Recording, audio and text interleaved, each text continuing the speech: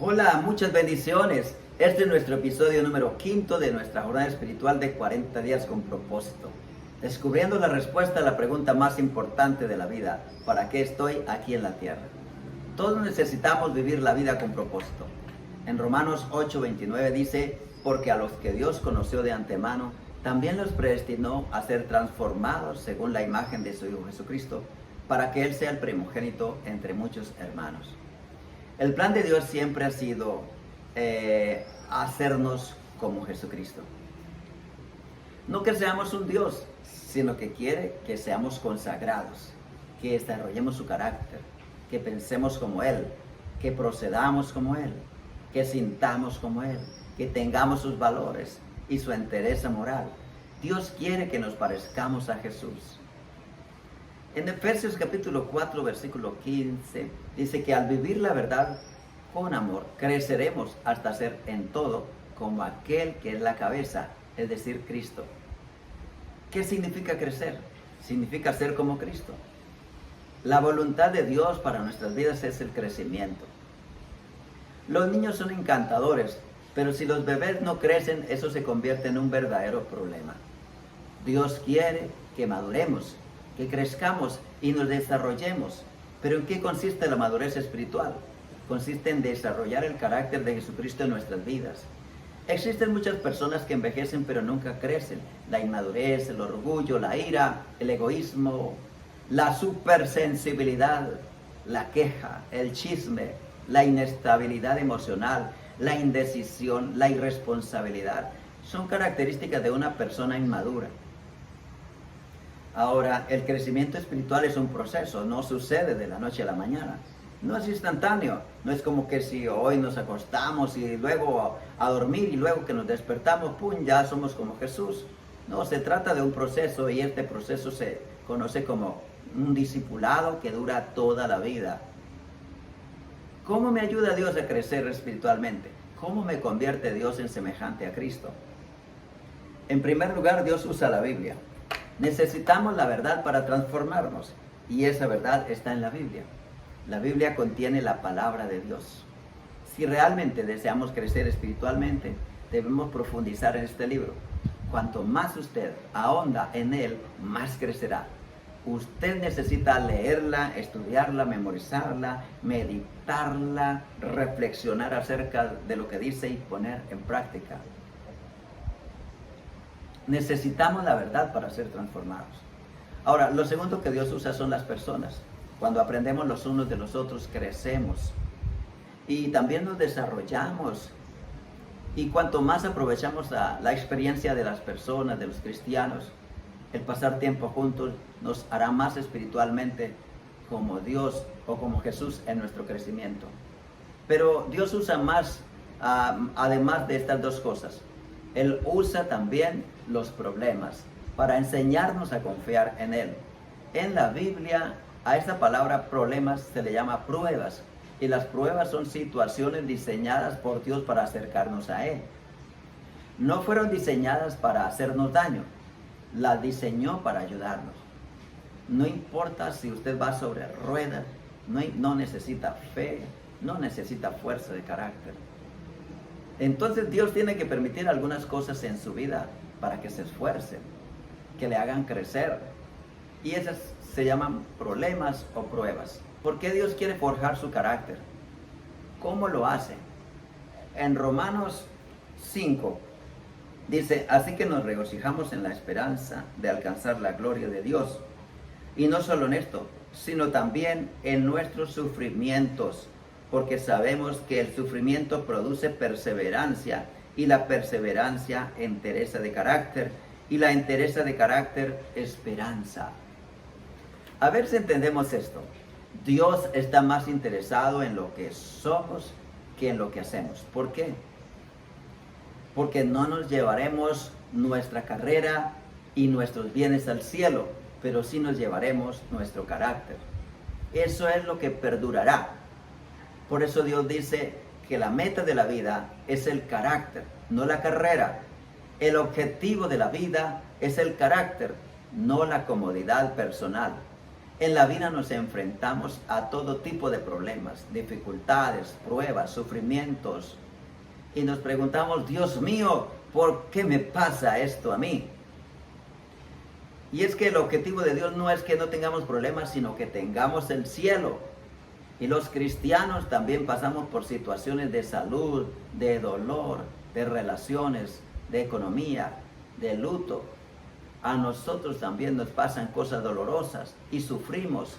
Pero más allá del sufrimiento hay una fe, una esperanza y un amor que nos ayuda a perseverar sin guardar dolor o resentimiento. Un día estaremos en el cielo y ya no tendremos problemas, pero aquí no estamos en el cielo.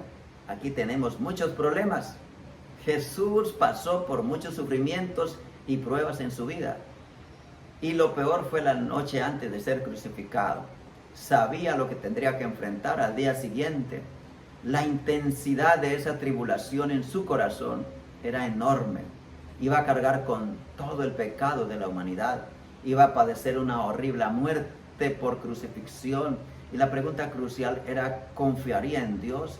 ¿Confiaría en que Dios sabe lo que es mejor para su vida, aun cuando eso implicara una muerte extremadamente dolorosa?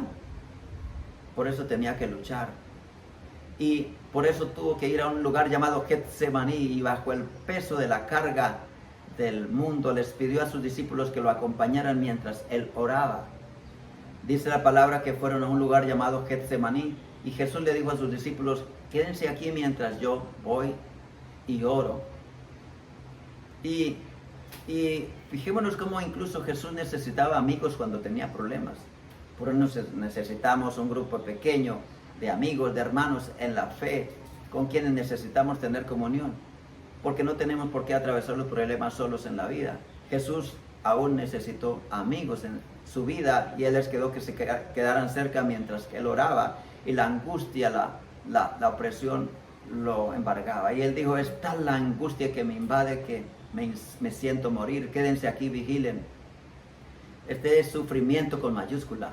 ¿Está usted pasando por un sufrimiento intenso? ¿Se siente aplastado por lo que piensa que sucederá en su vida el día de hoy o de mañana? Muchos dirán ustedes, conozco cómo se sintió Jesús. Ese sentimiento de que no puede seguir viviendo un día más. Pero fijémonos en la respuesta de Jesús a esos problemas. En Marcos 14:36 decía, Abba Padre, todo es posible para ti, pero no se haga mi voluntad, sino tu voluntad. Mis queridos hermanos y amigos, si se trata de ser como Jesús, esto es lo que tenemos que aprender. Cuando vengan los problemas, le podemos decir a Dios, Padre, todo es posible para ti, pero no quiero mi voluntad, sino quiero que se haga tu voluntad. Ese es el primer punto. Si hemos de ser como Jesucristo, primero debemos aprender a confiar en Dios completamente, aun cuando parezca terrible, aun cuando parezca que nos caemos a pedazos, que nos estamos muriendo, que nos estamos hundiendo, nos estamos ahogando. Necesitamos aprender a confiar en Dios completamente como lo hizo Jesús. Ahora, Dios también usa las tentaciones para enseñarnos a obedecer y a crecer. Ahora, creo que es importante que entendamos bien este asunto de la tentación. Las tentaciones son situaciones diseñadas por Satanás con la intención de perjudicarnos y de separarnos de Dios. Esas son las tentaciones. Dios nunca nos tienta para hacer el mal. La Biblia es muy clara al respecto. Las tentaciones han sido diseñadas por Satanás con la intención de hacernos daño y separarnos de Él.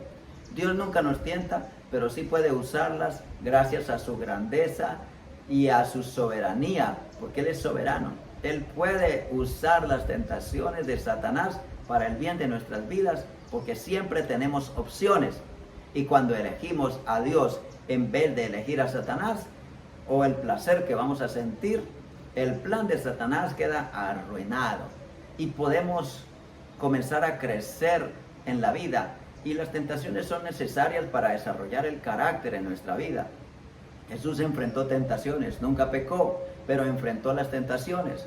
justo después de su bautismo, al comienzo de su ministerio, a la edad de 30 años, sufrió un intenso periodo de 40 días de tentación en el desierto. La Biblia dice que en Mateo 4:1 que el Espíritu lo llevó al desierto, el Espíritu Santo, para que el diablo lo sometiera a tentaciones. Ahora, si Jesús mismo enfrentó tentaciones, pues todos nosotros también enfrentaremos tentaciones. El hecho de que Jesús haya enfrentado tentaciones, eso nos recuerda algunas verdades acerca de la tentación que nos ayudan a superarlas, algunas cosas que nos conviene recordar. Y la primera es que no es pecado ser tentado. Ser tentado no puede ser un pecado, porque Jesús nunca pecó, pero fue tentado. Ser tentado no es pecado.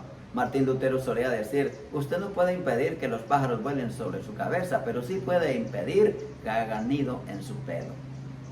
En segundo lugar, las tentaciones nos recuerdan que todos somos tentados, que todos somos vulnerables, todos somos tentados, pero siempre será nuestra elección si la tomamos o la abandonamos.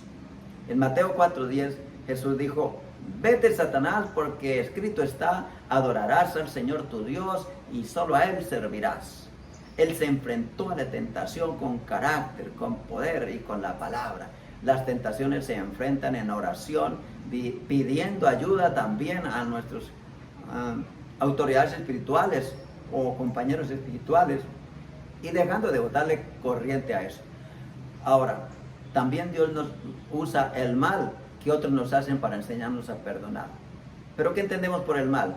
Si las pruebas son situaciones diseñadas por Dios para acercarnos a Él y las tentaciones son situaciones diseñadas por el diablo para alejarnos de Dios, estos males son las situaciones diseñadas por otras personas con el fin de lastimarnos, de hacernos daño. Hay personas en la vida que nos quieren hacer daño con mala intención. Y por eso la Biblia dice en el Padre Nuestro que debemos orar, Señor, perdónanos, como también nosotros perdonamos a los que nos hacen mal. Y guárdanos de toda tentación y todo mal, incluyendo en ese mal a las personas que nos quieren hacer mal, incluso con brujería, con hechicería. Son usados por el diablo para hacer mal a otras personas. Ahora, esto es difícil. Una cosa es lidiar con los problemas, con las tentaciones, pero el instrumento más difícil para nuestras vidas es, a fin de que seamos como Cristo, es soportar el dolor infligido por otras personas. Ese es el paso más importante, pero es más difícil para ser como Jesucristo, porque con frecuencia implica no ser comprendido, ser criticado, ser juzgado, resultar física o emocional o verbalmente lastimado, ser humillado, y ese sufrimiento. Ahora, todas esas cosas son malas. Y Dios no es el autor de la maldad. Dios no provoca estas cosas contra nuestras vidas. Dios odia el pecado, pero Dios no protegió ni a su propio Hijo de estas cosas. Aún su propio Hijo fue malentendido, herido, juzgado, abusado, humillado. ¿Y por qué habríamos de pensar que nosotros nos vamos a librar de todas esas cosas? En la cruz Jesucristo no solo llevó nuestro pecado, también tuvo que soportar el abuso espantoso de la gente presente.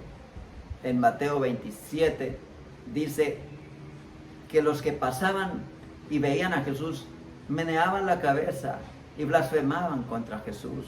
De la misma manera se burlaban de él los ancianos y los soldados romanos, e incluso el que estaba crucificado al lado de él, uno de ellos. ¿Y cuál fue la respuesta de Jesús? La Biblia dice que él dijo, Padre, perdónalos porque no saben lo que hacen. Y el apóstol Pedro dice que cuando lo insultaban, él no contestaba con insultos. Cuando lo hacían sufrir, no amenazaba, sino que se encomendaba a Dios que juzga con rectitud. ¿Qué hizo Jesús? ¿Cómo respondió al mal que le hicieron? Él no usó su derecho de venganza, sino que se tragó el dolor, soportó la pena, respondió al mal con el bien. Eso hizo Jesucristo. Ahora, si vamos a crecer espiritualmente y ser como Jesucristo, tendremos que aprender lo mismo. En la vida vamos a sufrir, porque este no es el cielo. Estamos en un mundo caído, donde todos pecamos, lastimamos a otros y otros nos lastiman a nosotros. Nos lastiman con intención o sin intención, y muchas veces vamos a salir heridos, pero para ser como Cristo debemos aprender a perdonar. Y el perdón es una de las características primarias de Dios, y Dios quiere que aprendamos a ser como Él. Por eso, Él permite que nos lastimen en la vida, con el fin de que seamos más como Jesús. Ahora, 2 consejos para ayudarnos cuando la gente nos lastima, con o sin intención. Y el primero es, recordemos que Dios nos ha perdonado. La Biblia dice, y perdona nuestras ofensas, como también nosotros perdonamos. Y en Efesios 4:32 dice que Dios nunca le pediría a nadie que perdone más de lo que Él ya nos ha perdonado. Y en segundo lugar es recordar que Dios tiene el dominio. Y pueden querernos hacernos mal, pero Dios lo usará para bien.